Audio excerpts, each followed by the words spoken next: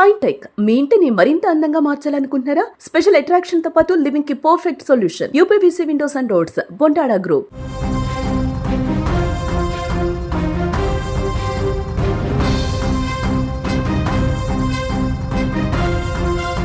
తాండూరు అనూష కేసులో పురోగతి సాధించారు అధికారులు. నిందితులను అరెస్టు చేశారు పోలీసులు. 3 రోజుల తర్వాత పరమేష్ దొరికినట్లుగా కూడా తెలుస్తోంది. భర్త పరమేష్ తో పాటు అత్తామామలు కూడా రిమాండ్ విధించినట్లుగా తెలుస్తోంది. అనూషను చంపి పరమేష్ పరారయ్యాడు. కర్రతో కొట్టి భార్యను పరమేష్ చంపాడు. సీసీటీవీలో రికార్డు అయిన దాడి దృశ్యాలు 8 నెలల కిందటే వీరికి ప్రేమ వివాహం జరిగినట్లుగా కూడా తెలుస్తోంది. 8 నెలల క్రితం వేసిన 7 అడుగుల సాక్షిగా ప్రాణ సమానంగా చూసుకోవాల్సిన భార్యను కర్రతో కొట్టి చంపిన ఆ కిరాతకుడి ఆట కట్టింది.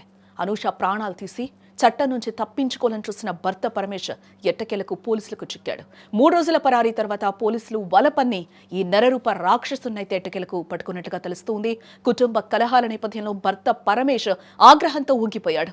కర్రతో అనూషపై విచక్షణ రహితంగా దాడి చేశాడు.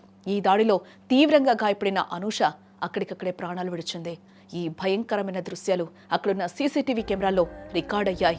అనూషను ఆ కిరాతకుడు కర్రతో నిర్దాక్షిణ్యంగా కొడుతున్న దృశ్యాలు చూస్తుంటే ఎవరికైనా రక్తం మరగక మానదు. ప్రేమించి పెళ్లి చేసుకున్న భర్తే కదా అని నమ్మొస్తే పశువు కంటే హీనంగా దాడి చేసి ఆమెను మృత్యువుడికి చేర్చాడు. నిండు 100 ఏళ్లు తోడుంటారని బాసలు చేసినోడు 8 నెలలకే ఇంత కిరాతకంగా ప్రాణం తీస్తాడా అని వింటున్న ప్రతి ఒక్కరి గుండె కూడా తరుక్కుపోతూ ఉంది. ఆ సీసీటీవీ ఫుటేజ్లో కనిపిస్తున్న ప్రతి దెబ్బ ఆ రాక్షసుడి క్రూరత్వానికి అద్దం పడుతూ ఉంది. ఇవే పోలీసులకు ప్రధాన ఆధారాలుగా మారాయి. భార్యను చంపిన తర్వాత పరమేష్ అక్కడి నుంచి పరారయ్యాడు. పోలీసులు ప్రత్యేక బృందాలతో గాలింపు చేపట్టి 3 రోజుల తర్వాత నిందితుడిని పరమేష్ను అదుపులోకి తీసుకున్నారు. భర్త పరమేష్తో పాటు ఈ గొడవలకు కారణమైన మరియు హత్యకు సహకరించినట్లు ఆరోపణలు ఎదుర్కొంటున్న అతని తల్లిదండ్రులను కూడా పోలీసులు అరెస్టు చేసి రిమాండ్కు తరలించినట్లుగా తెలుస్తోంది. పట్టుబడిన 3 నిందితులకు కూడా కోర్టు రిమాండ్ విధించింది. ప్రేమ వివాహం జరిగిన అతి తక్కువ కాలంలోనే ఇంతటి ఘోరం జరగడానికి గల కారణాలను పోలీసులు లోతుగా విచారిస్తూ ఉన్నారు. కన్నబిడ్డను కోల్పోయిన అనూష తల్లిదండ్రులు నిందితుడిని కఠినంగా శిక్షించాలని వారు డిమాండ్ చేస్తూ ఉన్నారు.